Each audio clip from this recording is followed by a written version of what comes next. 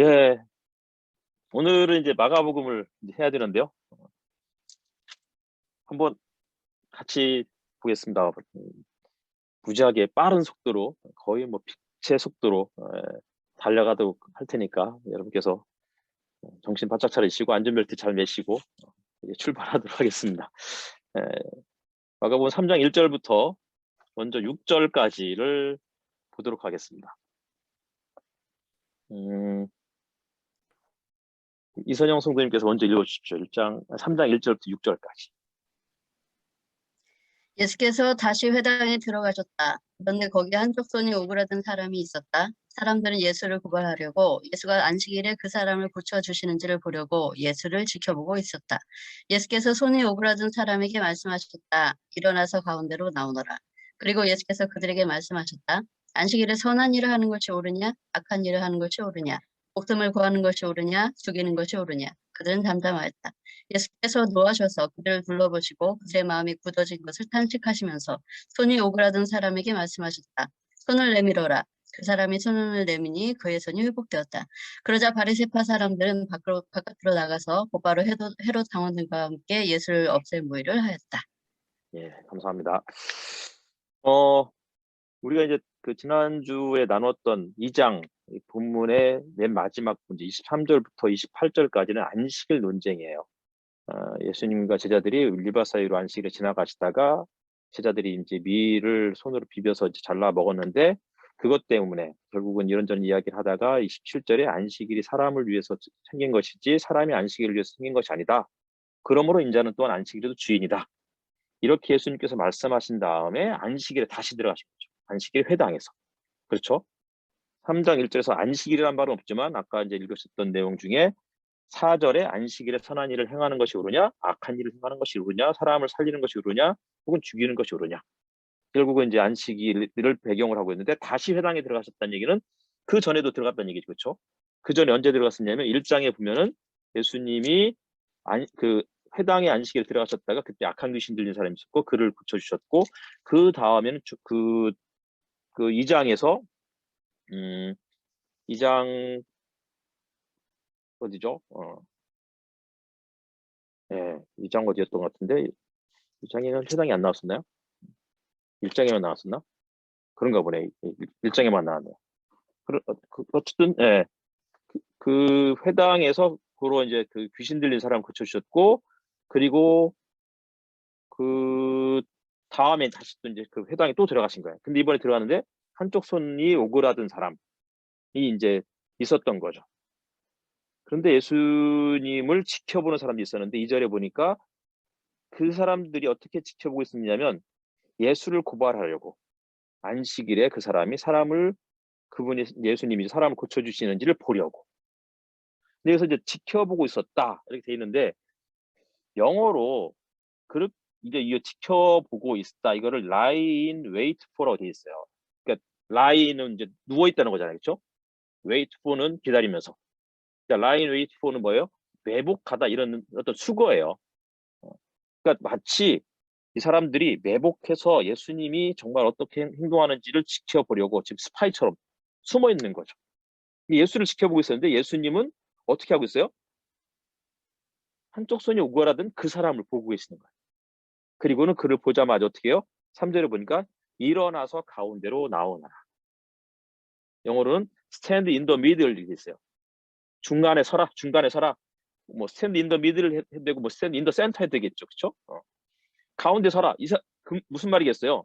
그 전까지는 이 사람이 가운데 있지 않은 거죠. 중앙에 있는 게 아니고 어디 있었겠어요? 당연히 저쪽.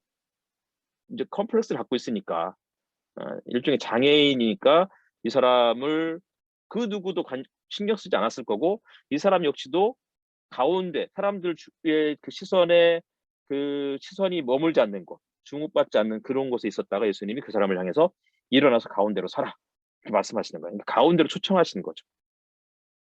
그리고는 이제 묻는 거예요. 안식일에 선을 행하는 것이 옳으냐? 악한 일을 행하는 것이 옳으냐? 아니면 목숨을 구하는 것이 옳으냐? 죽이는 것이 옳으냐? 사실은 안식일의 궁극적 안식의 존재 이유 그것은 무엇이냐면 단순히 쉼을 갖기 위한 게 아니죠. 쉼의 궁극적 이유는 무엇이냐면 사실은 회복이잖아요.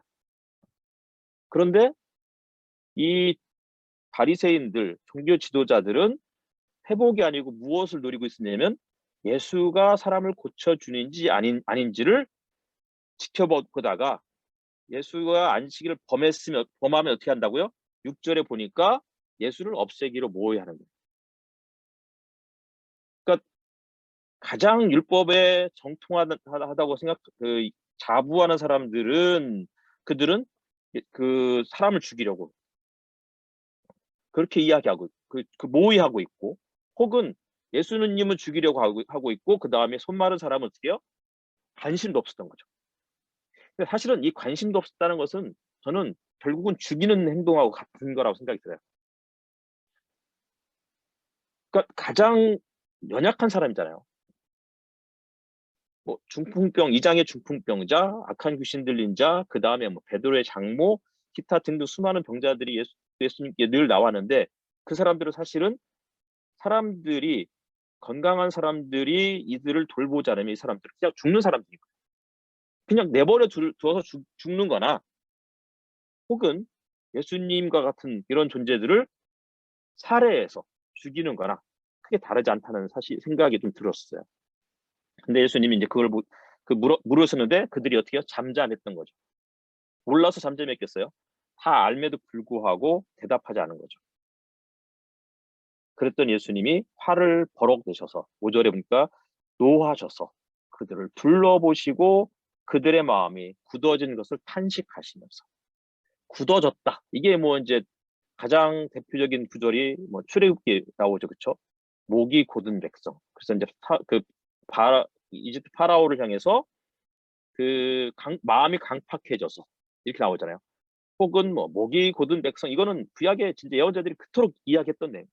이 사람들이 지금 마음이 굳어졌다, 돌처럼 변해버린 거야. 나중에 이제 우리 사장에 가면 또 나오겠지만 돌이라는 게 되게 중요해요. 굳어졌다는 말이 결국은 돌처럼 변했다는 거거든요. 그래서 예수님이 이제 그들을 탄식하고서는 손이 오그라든 사람에게 손을 내밀어라 했더니 그 손이 회복되었다. 안식일의 궁극적 존재 이유는 뭐예요? 회복인 거예요. 사람을 살리는 거고, 요런 내용이죠. 뭐 지그문트 바우만이라는 철학자가 있어요. 지그문트 바우만이라는 사람이 쓰레기가 되는 삶, 이런 책에 쓰레기가 되는 삶인가? 그 책에 보면은 그런 얘기를 해요. 미켈란젤로가 그 대리석을 하나를 좋은 걸 발견을 해요. 그래서 이제 이 미켈란젤로가 어떻게 해요? 조각을 하겠죠.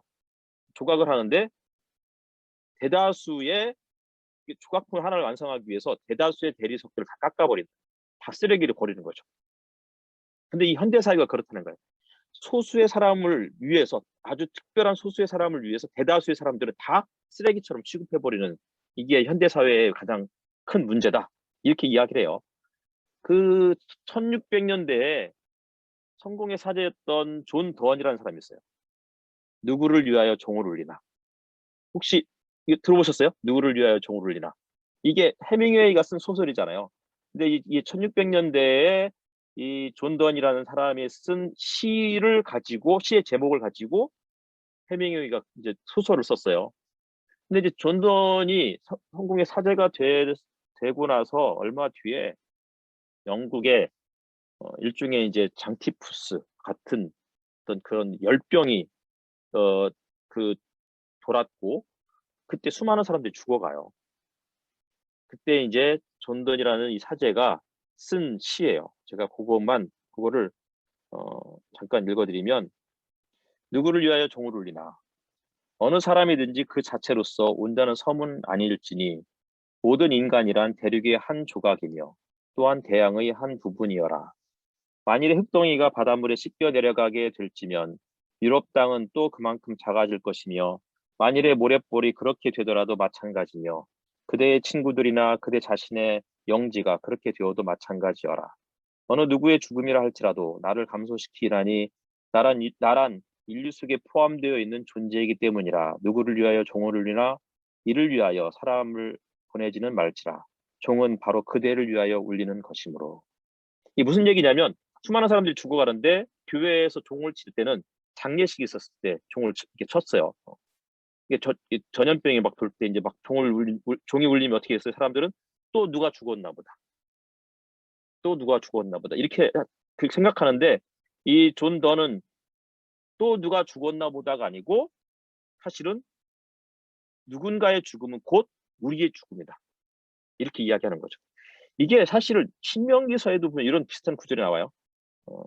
그 성 밖에서 한 낯선 사람이 변사체로 발견이 돼요. 그럼 어떻게 해요?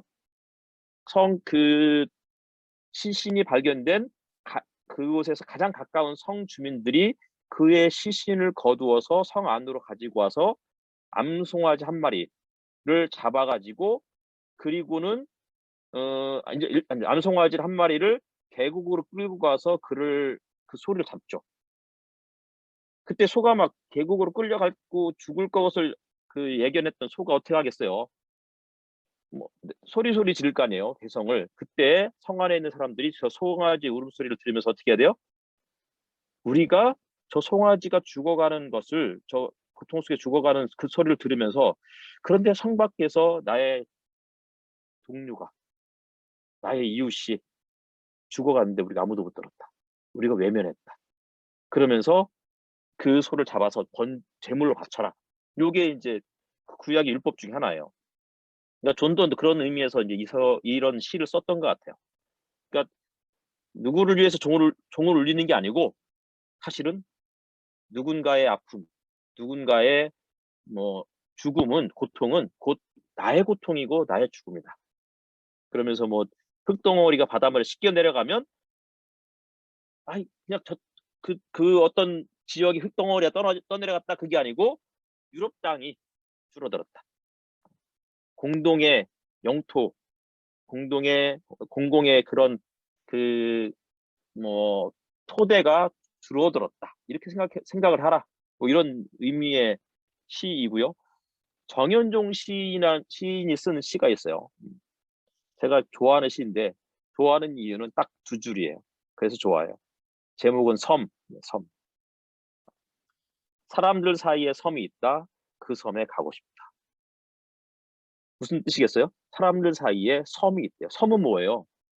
이 존던도 누구를 위하여 종을 울리나 해서 모든 사람이 이제 그 섬이라는 거예요. 그러니까 어느 사람이든지 그 자체로서 온전한 섬은 아닐지니, 이렇게 되는데 사실은 많은 사람들이 섬으로 살고 있다는 거예요. 섬이 뭐예요? 고립된 곳이잖아요. 그러니까 정현종 시인도 그렇게 이야기하는 거죠. 사람들 사이에 섬이 있다. 그런데 이 시인은 어떻게 해요? 그 섬에 가고 싶다. 우리 이 정도는 시 한 편은 이렇게 외울 수 있잖아요. 그렇죠? 사람들 사이에 섬이 있다. 그 섬에 가고 싶다. 성경보다 더 쉽게 외울 수 있는, 워낙 짧은.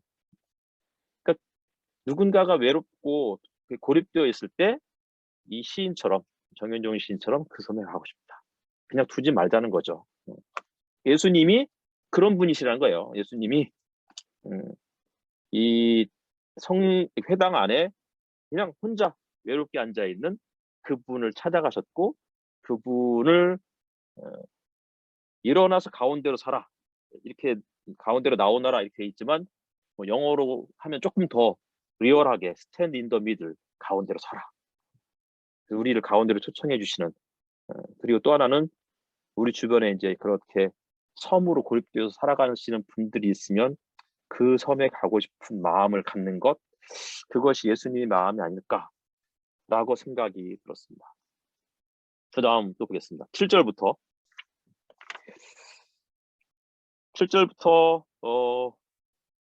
19절까지 보겠습니다. 이관희 형제님께서 한번 또 읽어주십시오. 예수께서 제자들과 함께 바닷가로 물러가시니 갈릴리에서 많은 사람이 따라왔다. 또한 유대와 예루살렘과 이두메와 요단강 건너편과 그리고 두로와 시돈 근처에서도 많은 사람이 그가 하신 모든 일을 소문으로 듣고 그에게로 몰려왔다. 예수께서는 무리가 자기에게 밀려드는 혼잡을 피하시려고 제자들에게 분부하여 작은 배 한 척을 마련하게 하셨다. 그가 많은 사람을 고쳐주셨으므로 온갖 병으로 고통하는 사람들이 누구나 그에게 손을 대려고 밀려들었기 때문이다. 또 악한 귀신들은 예수를 보기만 하면 그 앞에 엎드려서 외쳤다. 당신은 하나님의 아들입니다. 그러면 예수께서는 나를 세상에 드러내지 말아라 하고 그들을 엄하게 꾸짖으셨다. 예수께서 산으로 올라가셔서 원하시는 사람들을 부르시니 그들이 예수께로 나와왔다. 예수께서 12를 세우시고 그들을 또한 사도라고 이름하셨다. 이것은 예수께서 그들을 자기와 함께 있게 하시고 또 그들을 내보내어서 말씀을 전파하게 하시며 귀신을 쫓아내는 권능을 가지게 하시려는 것이었다. 예수께서 12를 임명하셨는데 그들은 베드로라는 이름을 덧붙여 주신 시몬과 천둥의 아들을 뜻하는 보아너게라는 이름을 덧붙여 주신 세베대의 아들들인 야고보와 그의 동생 요한과 안드레와 빌립과 바돌로메와 마테와 도마와 알페오의 아들 야고보와 다데오의 열혈 당원 시몬과 예수를 넘겨준 가롯 유다이다. 예, 감사합니다. 이제 이번에는 예수님이 이제 회당에서 나오셔서 바닷가로 가셨어요. 바닷가로 가는데 또 많은 사람들이 따라왔죠. 근데 이 사람들이 어떤 사람들이냐면 첫 번째는 갈릴리 사람들이겠죠. 그렇죠? 거기가 예수님 활동하시는 동네가 그 가버나움은 갈릴리에 있는 동네니까. 그런데 갈릴리에 있는 사람들뿐만 아니라 유대, 예루살렘. 유대와 예루살렘은 남쪽이죠. 그렇죠? 제가 뭐 이 지도를 이게 그려서 보여드리면 좋은데 아무튼 그렇습니다. 그러니까 예, 안 그리겠습니다. 일단은 유대와 예루살렘 이곳은 기본적으로 남쪽이에요. 그 다음에 이두메는 어디냐면 그 더 남쪽이에요. 예루살렘보다 한참 더 밑으로 내려가야만 이두메는 그 헤롯이죠. 헤롯이 여기 출신이에요. 이두메 사람, 에돔 사람이라고 얘기도 하고 이두메 사람이라고 하는데 여기 출신이에요. 그 다음에 요단강 건너편. 요단강 건너편은 실제로 지금도 트랜스 조르단이라고 이렇게 부르죠. 트랜스 요르단 혹은 뭐 트랜스 조르단 이렇게 조던 이렇게 하는데 트랜스 요르단이라고 해서 이제 여기는 어디겠어요? 지금의 시리아. 시리아가 요르단이죠, 요르단. 지금의 요르단. 거기가 이제 우리가 뭐 그 페트라라는 곳도 있고 페레아라는 그런 곳도 있어요. 어쨌든 거기는 동편이에요. 그 다음에 요단강 건너편 그다음에 두로와 시돈은 어디냐면 갈릴리보다 더 동쪽, 더 북쪽이에요. 자, 그러면 머릿속으로 한번 그려보세요. 갈릴리를 중심으로 해서 두로와 시돈은 그 북쪽, 그렇죠? 유대와 예루살렘은 남쪽이고 이두메는 더 남쪽. 그리고 요단강 건너편 트랜스 요르단은 어디겠어요? 동쪽, 그렇죠? 그래서 이제 이것을 기본적으로 동서남북을 상징을 해요. 근데 여기서 사마리아가 빠졌죠. 사마리아가 빠진 게 조금 아쉽긴 하지만 어쨌든 동서남북을 가리키고 싶었던 거예요. 그럼 서쪽은 어디냐? 서쪽은 있을 수가 없어요. 왜냐하면 지중해니까. 그렇죠? 일단은 그렇고요. 동서남북에 수많은 사람들이 몰려드는 거예요. 근데 되게 재밌는 거는 갈릴리뿐만 아니라 유대, 예루살렘 여기까지는 어쨌든 이스라엘 땅인데 이두메, 요단강 건너편, 두로와 시돈 여기는 사실은 이방 사람들이 함께 어우러지는 혹은 이방 땅이라고 그래요. 그러니까 이곳에서 많은 사람들이 예수님을 찾아오기 시작했던 거죠.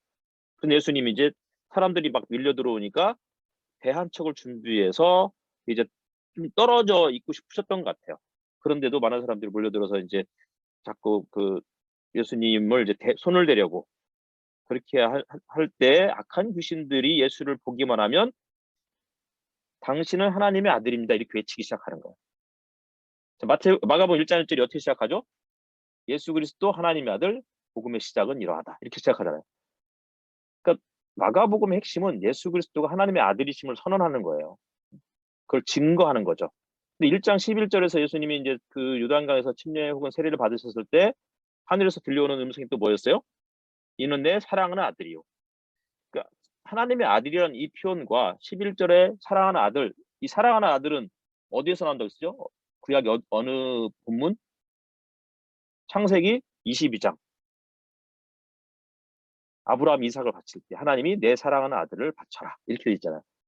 그래서 마가복음에서의 아들이란 이 사랑하는 아들, 하나님의 아들 이 두 표현은 두 가지가 이 동전의 양면인 거예요. 하나님의 아들은 왕권으로서의 그거지만 그런데 그 아들은 희생당해야 할 아들.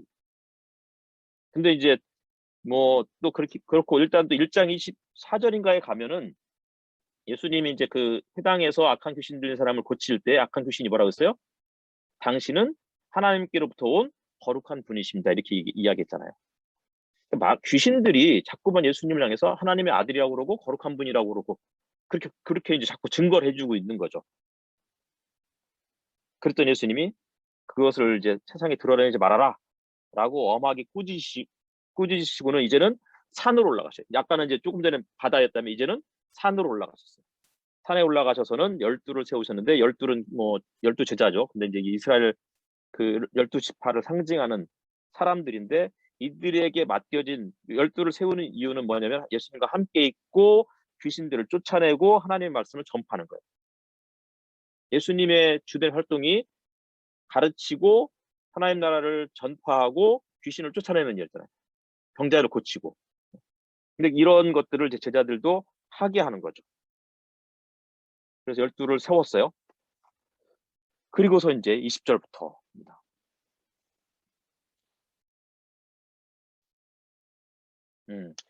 일단 하여튼 12를 세운 이유를 하나를 좀 빠뜨린 것 같아서 12를 아까 말씀드렸듯이 어떤 새로운 이스라엘을 상징적으로 보여주는 것이고 그래서 우리가 요한계시록을 보면은 뭐 12지파 뭐 계속 이런 게 나오잖아요. 그렇죠?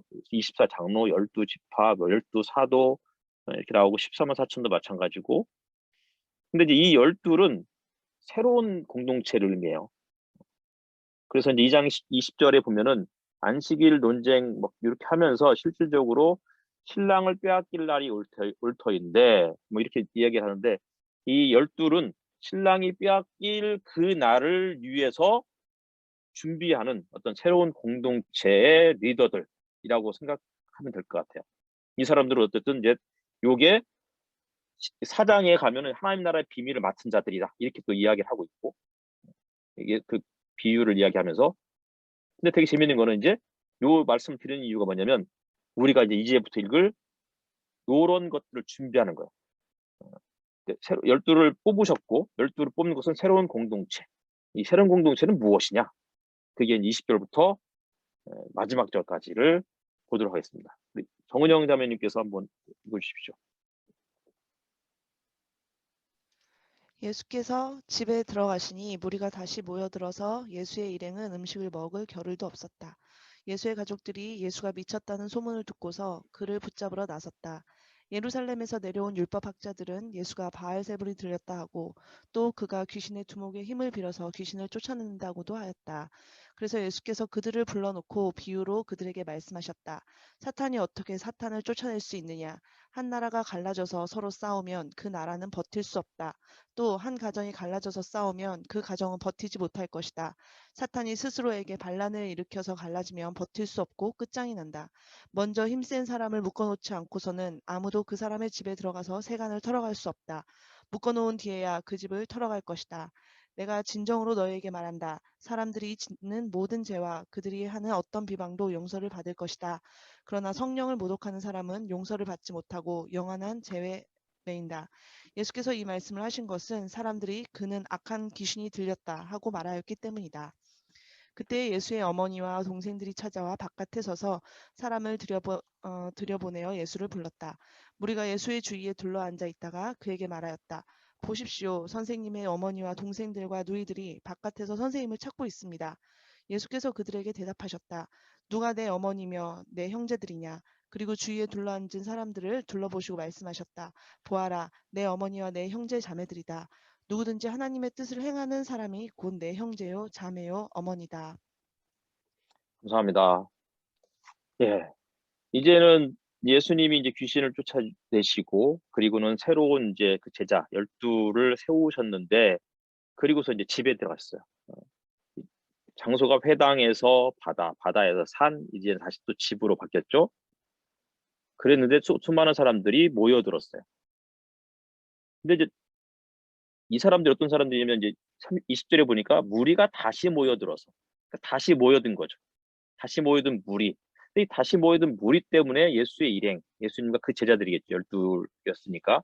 그들이 음식을 먹을 겨를도 없는 거예요.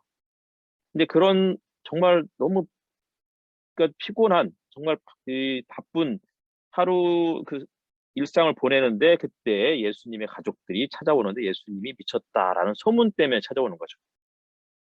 예수님 미쳤다는 소문 때문에 예수를 붙잡기 위해서. 그런데 갑자기 예루살렘에서 내려온 율법학자들도 예수님을 향해서 바알세불이 들렸다.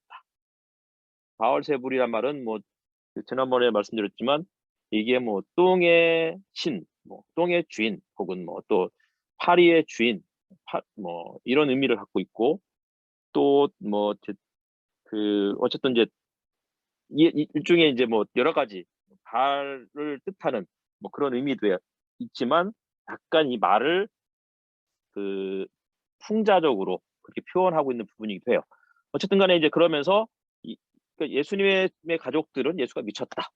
그다음에 율법 학자들은 예수님이 바알세불이 짚혔다. 이렇게 이야기하면서 귀신의 두목의 힘을 빌어서 귀신을 쫓아낸다. 이러니까 예수님이 이제 사탄을 어떻게 쫓아낼 수 있느냐? 라고 말씀하시면서 그럴 수 없다는 거죠. 지금 귀신을 쫓아내는 것은 사탄이 쫓아내는 게 아니다. 라고 이야기하시는 거예요. 그러면서 드시는 비유가 뭐냐면 한 나라가 갈라져서 서로 싸우면 그 나라는 버틸 수 없고 한 가정이 갈라져서 싸우면 그 가정은 버티지 못할 것이다. 나라는 여기서 말하는 나라와 가정이 있는데 이 나라와 가정은 기본적으로 뭐 그 로마 제국과 혹은 그 이스라엘이라는 유대 사회와 그다음에 이 집은 성전을 상징할 수 있다라고 많은 학자들이 그렇게 이야기해요. 왜냐하면 조금 이따 가면은 예수님이 이제 성전에서 장사하는 사람 쫓아내시는 그런 장면들이 나오는데 그때 이제 뭐 거기에서 그 종교 지도자들이 예수님을 향해서 이제 막 정말 죽이려고 하는 그런 상황들이 벌어지는데 다시 말하면 예수님께서 성전에서 물건을 옮기는 사람들, 성전 집기들을 옮기는 사람들을 쫓아내시고 그들을 쫓아내는 이유는 나중에도 우리가 말씀드리겠지만 이방인의 뜰에서 이런 일들을 하고 있는 거예요. 이방인들이 기도를 하려고 하는데 이 사람들이 기도를 못하도록 계속 방해를 하고 있는 이런 장면들이 연출이 되니까 예수님이 그들을 쫓아내버리시는 거죠.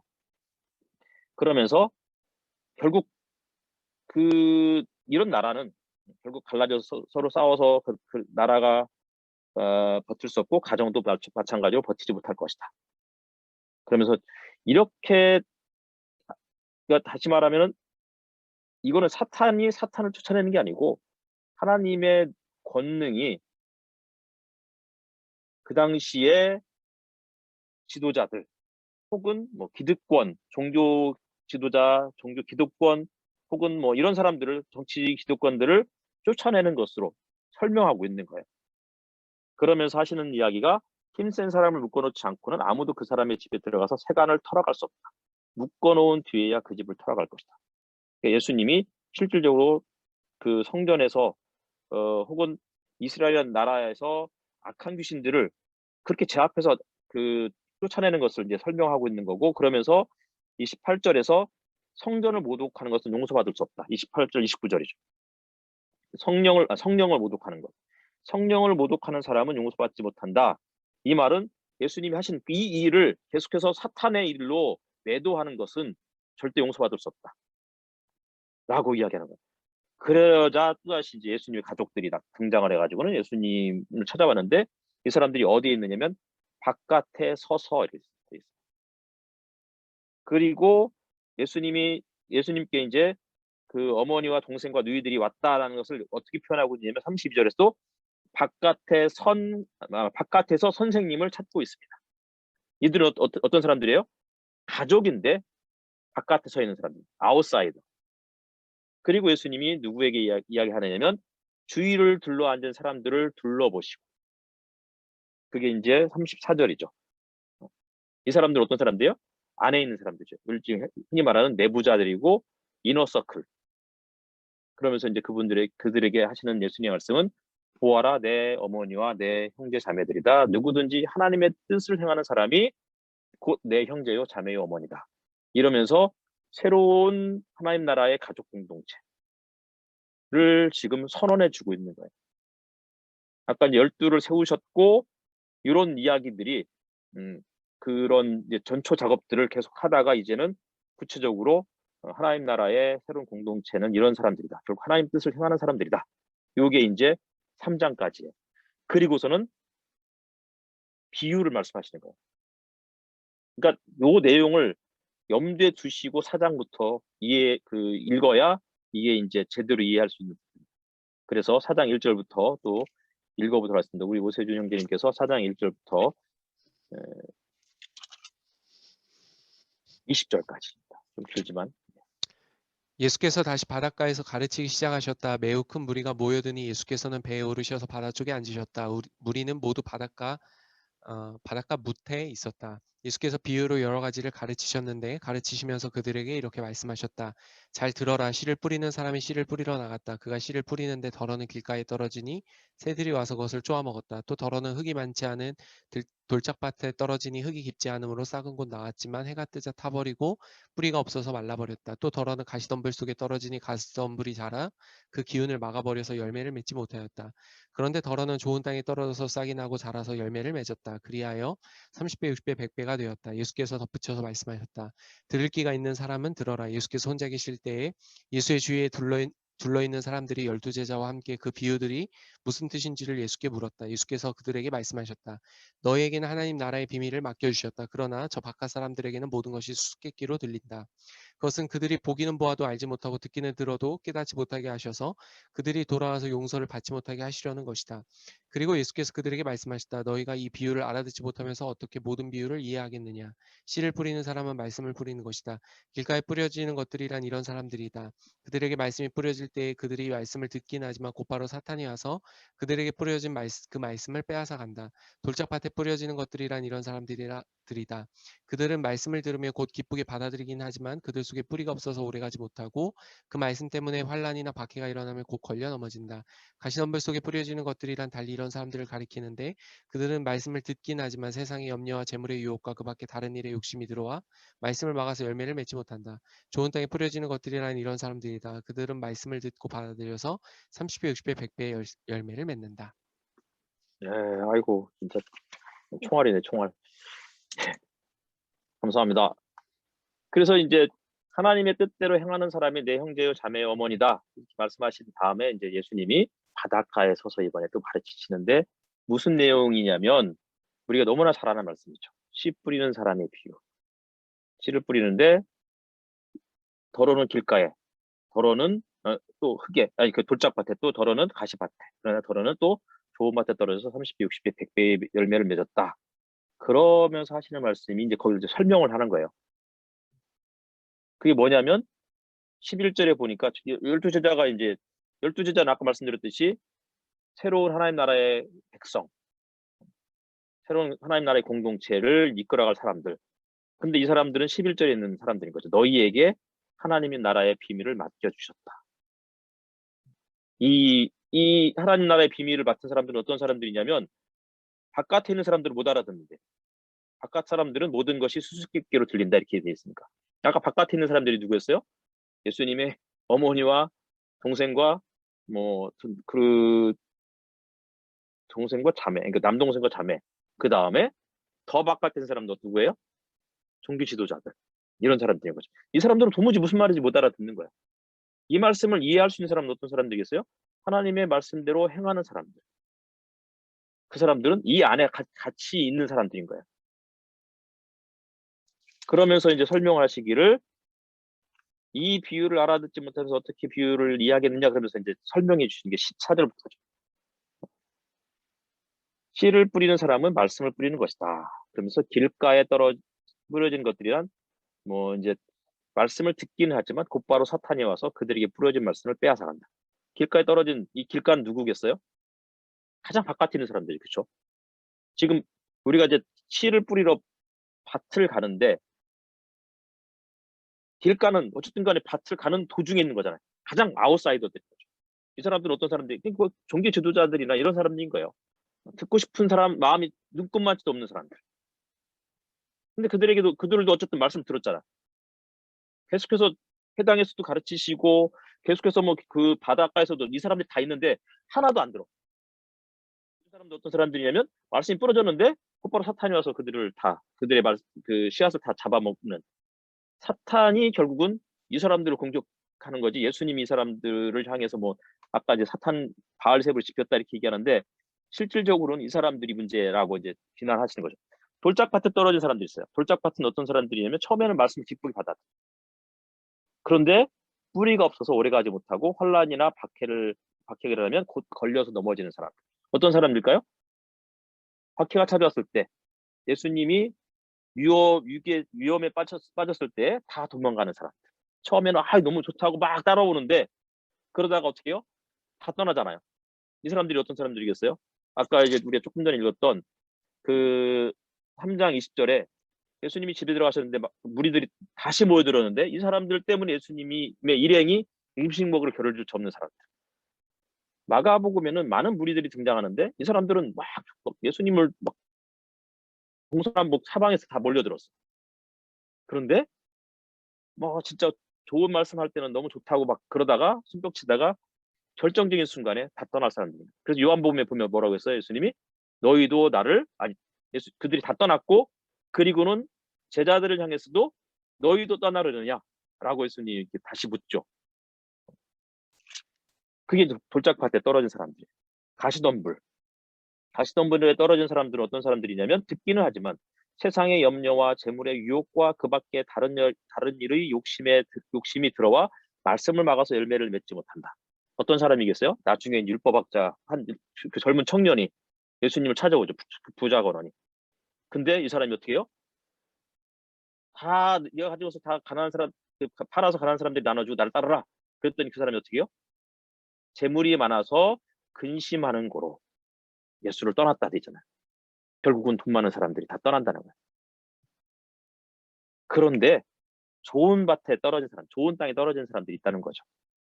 그 사람들은 결국은 30배, 60배, 100배의 결실을 맺는다. 이 사람들이 누구겠어요? 좋은 땅은 하나님의 말씀을 듣고 행하는 사람들인 거죠. 이 사람들 결국은 이 안에 있는 사람들. 예수님의 주변에 12 제자들, 이런 사람들인 거죠. 네, 21절부터 또 보겠습니다. 21절부터 마지막까지인데요. 우리 오정희 원사님께서 한번 읽어주셨으면 좋겠습니다.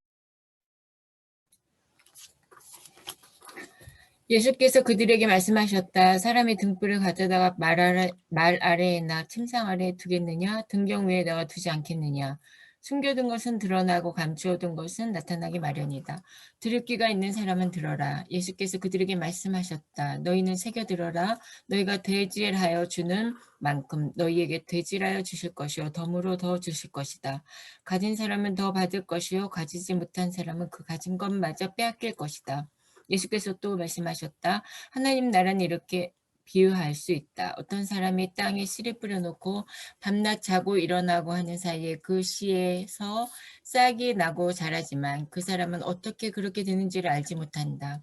땅이 저절로 열매를 맺게 하는데 처음에는 싹을 내고 그 다음에는 이삭을 내고 또 그 다음에는 이삭에 알찬 나달을 낸다. 열매가 익으면 곧 낫을 된다. 추수 때가 왔기 때문이다. 예수께서 또 말씀하셨다. 우리가 하나님의 나라를 어떻게 비길까? 또 무슨 비유로 그것을 나타낼까? 겨자씨와 같으니 그것은 땅에 심을 때에는 세상에 있는 어떤 씨보다 더 작다. 그러나 심고 나면 자라서 어떤 풀보다 더 큰 가지들을 뻗어 공중의 새들이 그 그늘에 깃들일 수 있게 된다. 예수께서는 그들이 알아들을 수 있는 정도로 이와 같이 많은 비유로 말씀을 전하셨다. 비유가 아니면 말씀하지 않으셨으나 제자들에게는 따로 모든 것을 설명해 주셨다. 그날 저녁이 되었을 때 예수께서 제자들에게 말씀하셨다. 바다 저쪽으로 건너가자. 그래서 그들은 우리를 남겨두고 예수를 배에 계신 그대로 모시고 갔는데 다른 배들도 함께 따라갔다. 그런데 거센 바람이 일어나서 파도가 배 안에 덮쳐 들어오므로 물이 배에 벌써 가득 찼다. 예수께서는 고물에서 베개를 베고 주무시고 계셨다. 제자들이 예수를 깨우며 말하였다. 선생님, 우리가 죽게 되었는데도 아무렇지도 않으십니까? 예수께서 일어나 바람을 꾸짖으시고 바다더러 고요하고 잠잠하여라 하고 말씀하시니 바람이 그치고 아주 고요해졌다.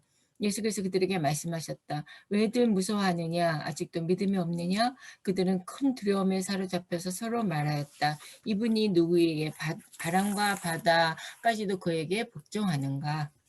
아, 감사합니다. 예. 그러면서 이제 그 겨자씨, 이게 씨 뿌리는 자의 비유에 대한 설명이 끝나고 나서 예수님 하셨던 말씀이 이제 사람이 등불을 가져다가 말 아래나 침상 아래 두겠느냐, 등경 위에다가 두지 않겠느냐. 말이 뭐죠? 말. 이때 이 말은 영어로 horse일까요? 아니면 우리가 말을 그 랭귀지 뭘까요? 이 말은 이제 우리가 그 곡식을 이게 뭐죠? 이렇게 뜨는 그 양을 측정하는 그걸 뭐라고 그래요? 대박. 우리 옛날 말로 대박. 네. 한 대, 두 대, 한 말, 두 말 이렇게 얘기하잖아요, 그렇죠? 이때 이게 이제 말이에요, 말. 그러니까 그 유대인들이 그 이제 11조를 바쳐야 되는데 11조를 낼 때에 요 이제 항상 요런 뭐 대박 같은 게 있는 거죠. 그래서 그거를 딱 해서 이제 딱 측정을 해서 그만큼을 세금 형식으로 또 바치곤 했었어요. 근데 어쨌든 간에 이 사람들이 이게 곡식을 뜨는 도구인데 그걸로만 쓰지 않아. 등불을 끌 때도 써. 우리가 이제 등불을 끌 때 입으로 잘 끄지 않고 뭐 예전에는 집집마다 촛불 같은 거를 많이 쓸 때는 유리 컵 같은 걸로 초를 이렇게 덮어둬요. 그러면 어떻게 해요? 초가 이제 산소가 부족해서 저절로 꺼지잖아요. 그런 용도로도 썼다는 거예요. 그래서 이제 그런데 결국은 말 아래 두면 초가 꺼지잖아. 안 된다는 거죠. 등불은 등경 위에다 둬야 이제 불이 밝아지는 거지. 그러면서 이제 그 하나님 나라는 다 드러날 거다. 결국 이것을 그 제대로 등경에 올려놓으면 이거 밝혀야지 이게 아니고 그냥 두면 하나님 나라가 드러날 것이다. 그러니까 내가 그러니까 우리가 하나님 나라 과연 올까요? 라고 염려하는 사람들. 그런데 하나님 나라는 뭐 사실은 우리가 조그마한 등불 하나 올리면 얼마나 밝겠어요. 안 밝죠. 그래도 없는 것보다 훨씬 낫잖아요. 근데 정말로 시간이 지나면 처음에는 등불 하나 켰다고 해서 잘 보이는 게 아닌데 시간이 지나면 이상하게 적응이 돼서 그 등불 때문에 이제 그 안에 있는 것들이 대부분이 다 그 눈 안에 들어오는 거죠. 하나님 나라가 그렇다는 거예요. 숨겨둔 것은 드러나고 감추둔 것은 나타나기 마련이다. 그러니 염려하지 말아라. 들을 수 있는 사람은 들어라. 그 다음에 또 예수님이 또 말씀하시는 거예요. 너희는 새겨 들어라. 너희가 되질하여 주는 만큼 되질하여 주실 것이요 덤으로 더 주실 것이고 가진 사람은 더 받을 것이고 가지 못한 사람은 그것마저 가진 것만 다 빼앗길 것이다. 그러니까 결국은 그렇게 그 믿음을 갖고 살아가면 하나님 나라가 우리에게 도래할 것을 믿고 살아가면 하나님께서 더 주실 것이다. 그래서 그거를 조금 더 다시 비유를 드시는데 그게 뭐냐면 겨자씨의 비유인 거죠. 하나님 나라는 26절 하나님 나라는 이렇게 비유할 수 있다. 어떤 사람이 땅에 씨를 뿌려놓고 밤낮 자고 일어나고 하는 사이에 그 씨가 싹이 나고 자라지만 그 사람은 어떻게 그렇게 자라는지 알 수 없다. 무슨 얘기겠어요? 사실 우리는 잘 모르잖아. 씨가 저희가 그 말씀드렸잖아요. 지난번에 백일홍 심었는데 진짜 지금은 한 50cm 정도 자랐거든. 씨를 심었는데 제가 한 일은 뭐예요? 그냥 심어놓고 물만 준 거야. 물 줬는데 어느 순간에 싹을 틔우고 자란 거죠. 자란 것을 목격하는 것일 뿐이지 어떻게 자라는지는 잘 몰라. 하나님 나라는 그거 같다는 거. 그래서 땅이 저절로 열매를 맺게 하는데 하나님 나라는 그렇게 되는 것이지 너희들이 그것을 뭐 어떻게 뭐 진짜 이 폭력적인 방법을 동원해서 하나님 나라를 앞당기려고 하지도 말고 그냥 말씀대로 살아가다 보면 그렇게 하나님 나라가 올 것이다. 그러니 너무 조급해하지도 말고 너무 실망하지도 말아라. 이런 이야기 하는 거예요. 그렇다고 그럼 가만히 있어야 되느냐? 그렇진 않죠. 뭐가 필요해요? 28절에 보니까 싹을 내고 그 다음에는 이삭을 내고 그 다음에는 이삭의 알찬 나달을 낸다. 그러니까 어떻게 해야 돼요? 낫을 낸다. 무슨 얘기예요? 추수할 때가 왔으면 이제 그때는 우리가 거두어야 되는 거죠. 그러니까 우리 할 일은 믿고 기다리는 거야. 씨를 뿌리는 것 우리가 할 일이죠, 그렇죠? 씨를 뿌리고 그 다음에 물을 주고. 나중에 바울도 이제 고린도전서에서 그런 얘기를 하잖아요. 우리가 할 일은 뭐예요? 하나님이시다. 하나님 나라는 그렇게 잘하는 거예요. 그러니 너무 조급해 하지도 말고. 왜 이렇게 안 돼? 왜 이렇게 이렇게 못 알아듣지? 그러면서 막 매를 대지도 말고. 되게 그러더라고요. 우리 애들이 다 개성이 강하대. 우리 집 애들이. 오늘도 이제 하율이가 유치원 갔다가 이렇게 왔는데, 문화센터 갔다 왔는데, 거기에 이제 문화센터에 하율이를 이제 가르쳐 주시는 목사님 부부가 계시는데, 차에서 내리자마자 목사님이 저한테 그러더라고요. 하율이가 왜 이렇게 말이 많아졌냐고. 그러니까 우리 애들이 하여튼 저는 안 닮았어요. 되게 예민한 편이야. 말도 많고 수다스럽고. 그래서 때로는 저놈들이 뭐가 되려나. 그런데 그냥 하나님께서 하실 것이다. 너는 할 일은 뭐냐면 낫을 대라. 매를 대지 말고. 농담이고요.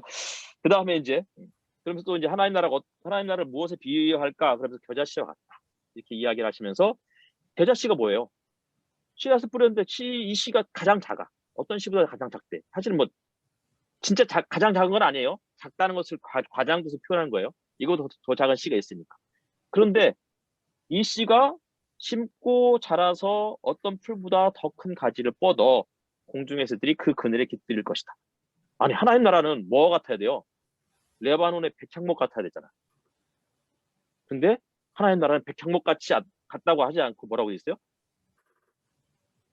그냥 겨자씨가 자라서 풀과 같다는 거예요. 큰 풀. 잡초란 얘기예요. 잡초. 겨자는 그런 거예요. 잡초는 어떤 거예요? 되게 사실은 유대인들은 잡초를 굉장히 그러니까 겨자를 부정한 것으로 혹은 농사질 때 얘하고 섞어서 쓰면 안 돼. 여기에 보면은 두 가지 씨를 섞지 말라고 했는데 여기에서 말하는 이 두 가지 씨 중에 하나가 겨자씨예요. 겨자씨하고 뭘 같이 섞어버리면 어떻게 해요? 얘 때문에 얘가 뿌리가 너무 막 그 잡초처럼 뻗어가지고서 다른 농작물을 자라게 하지 못해요. 그래서 겨자씨는 겨자만 심어야 돼. 따로. 마찬가지로 하나님의 나라가 그와 같다는 거예요.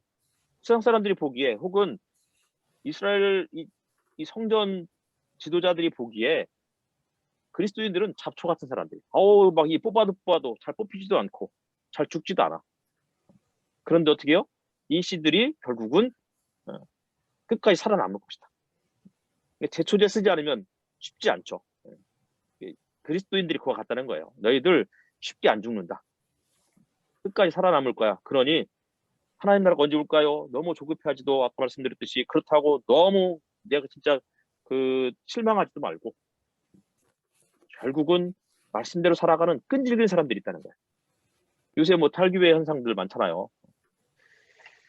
한국 교회가 지금 뭐 어마어마하게 줄어들고 있죠. 어제도 어떤 한 목사님을 이제 같이 서울 올라갔다가 그분하고 잠깐 교제했는데 그분도 그러더라고요. 거의 이제 뭐 3월 들어서 거기도 이제 온오프를 병행하기 시작했는데 교회 와라 그랬더니 아무도 대답이 없어요. 아무도란 말은 아니고 진짜 한 3분의 1만 교회 온대 이제. 그래서 안 올라고 하는데 그 대구에 있는 그 위드교회라고 있는데 그런 얘기 하더라고요. 근데 진짜로 교회를 갈수록 안 모이는 이제 이런 상황이 도래하고 있는 거죠. 그런데 그럼에도 불구하고 너무 걱정하지 마라. 어떤 사람도 있어요? 겨자씨 같은 사람들이 있는 거예요. 오지 말라고 해도 와가지고서 그냥 문을 걸어 잠궈도 이 뿌리를 뻗어가지고서 밑으로 땅 파고 들어오는 사람들이 분명히 있을 거니까 너무 걱정하지 말고 그런 사람들이 결국은 이 이제 큰 어떤 풀보다 더 이제 큰 풀이 되어서 각종 새들이 그 안에 깃들 것이니까 걱정 마 라고 이야기하는 거예요. 저는 이 말씀을 보면 그래서 위로가 되고 있어요. 걱정 안 해도 되겠구나. 하나님께서 하시는 거구나. 그리고서 이제 35절이죠. 저녁이 됐어요. 자, 이제 이건 이제 퀴즈를 드리겠습니다. 저녁, 바다, 거센 바람, 파도. 뭐가 떠오르세요? 저녁, 바람, 파도, 바다. 이재호 형제님. 재호 형제님? 마이크를, 네. 네, 저녁 바다. 그죠? 파도, 거센 바람, 거센 바람. 고난. 고난. 네. 네. 구약의 어떤 장면이 혹시 떠오르세요? 구약의 거센 바람 풍랑. 음. 구약에서는 글쎄요. 네. 딱히 오늘, 목사님, 예, 혹시 요나 요나? 아닌가요? 요나 어. 얘기하려고 했는데 주일학교 이런- 때 그때 들어가는 거. 예. 이런 간사한 아이. 사람 같으요. 오늘 어떻게 용접 일을 잘 마치셨어요? 예. 또 아직 좀 남았어요. 어떤 일을 하신 거예요, 오늘? 무슨 철근 프레임 용접 해갖고 음, 거기다 뭐 이렇게 가건물 비슷하게 뭐 만든다고 했고요. 음, 음, 프레임만 이렇게 만들어 달라고 하더라고. 그럼 혼자 하신 거예요? 네, 혼자 한 아이고. 3시간 정도 하는 거라 음, 자꾸 애쓰셨습니다. 용접만 하면 머리에 뭐가 자꾸 불이 뜨게갖고 잘못될까 봐 음. 걱정되네요. 뭐, 안전모 같은 거 안 쓰고요? 하다 보면 안전모가 바쁘게 되면 안 쓰고 그냥 이것만 쓰게 되죠. 그렇군요. 감사합니다. 네. 그, 저녁, 뭐 이제 요나도 그럴 수 있지만, 요나보다도 더 직접적인 거는 뭐냐면 출애굽 사건이죠. 이 사람들이 밤에 이스라엘을 탈출하잖아요. 밤새 하나님이 죽음의 사자가 이집트를 뒤덮었고, 그런데 거기에서 이제 하나님 백성들이 그곳에서 빠져나오죠. 그런데 이제 앞에 홍해가 있어요. 밤새 다 계속 도망갔는데 홍해가 있었고, 홍해가 있을 때 어떻게 해요? 거센 바람이 불기 시작하죠. 그리고 어떻게 해요? 파도가 일고 그러다가 바다가 갈라지잖아요. 마치 그런 것을 연상케 하는 거예요. 그러니까 하나님 나라가 올까요? 하나님 나라 올까요, 진짜? 정말로 진짜 2000년이나 지났는데도 이게 정말 진짜 하나님께서 회복하시는 때가 언제일지는 잘 모르겠어요. 더더군다나 요즘처럼 한국 교회를 보면 뭐 더 희망이 없어 보이죠. 절망적이다 라고 생각이 들어요. 그리고 97년도에 우리나라의 비정규직 노동자가 250만이었대요. 그때 IMF 때잖아요. 그렇죠? IMF를 딱 지나면서부터 비정규직이 560만으로 들었고 최근 2015년 이때는 850만이에요. 2000년 후반 이전까지는 월급이 200만 원, 한 200에서 300 사이였대, 평균 월급이. 근데 지금은 150으로 줄어들었어요. 다 비정규직으로 전환이 되면서. 850만은 어마어마한 숫자예요. 그쵸, 진짜. 그러면서 이제 아까 말씀드렸던 못 배운 분들은 결국은 쉽게 쫓겨나고 3개월 넘게 한겨울에 진짜 올겨울 되게 추웠잖아요. 근데 추운데 거기서 텐트에서 잠을 자야 되는데 이분들이 텐트에서 잠을 자겠어요. 그렇게 하지 않으면 이제 더 이상 다시 회사로 들어갈 수 없을 거라는 그런 두려움 때문에 그런 거잖아요. 근데 거기다 계속 바닥에 물을 뿌려. 그래놓고는 우리가 뿌리지 않았다 이렇게 이야기하는 이제 뭐 이 회사 측에 있는 사람들 두렵죠. 사실은 뭐 이게 가능할까 모르겠어요. 하나님이 과연 오실까? 하나님이 만물을 회복하실까? 한쪽 손 마른 사람을 내 손을 내밀어라. 회복해 주셨는데 그런 날이 올까요? 우리에게? 그런데 예수님이 이제 이렇게 말씀하시는 거죠. 저절로 자란다. 너희들이 할 일은 씨를 뿌리고 물을 줘라. 그리고 열매를 맺으면 그때 거두어들여라. 무슨 얘기겠어요? 실망하지 말고 신실하게 꾸준히 너의 자리를 지키면 하나님께서 하고 계신다는 거예요. 하나님께서. 근데 이제 저녁이 왔어. 현실을 다시 또 보여주는 거죠. 저녁도 두려운데 더 두려운 게 뭐예요? 바다에 바람이 불기 시작했고 풍랑이 일기 시작했고 그 배에 물이 차기 시작해. 아이고 죽었구나. 그런데 예수님이 뭐 하고 있어요? 주무시고 계시는 거예요. 아니 이게 무슨 얘기겠어요? 제자들이 어떻게 했어요? 지금 난리가 났잖아요. 제자들이 예수를 깨우며 말하였다. 선생님 우리가 죽게 되었는데 선생님 혹은 예수님 우리가 죽게 되었습니다.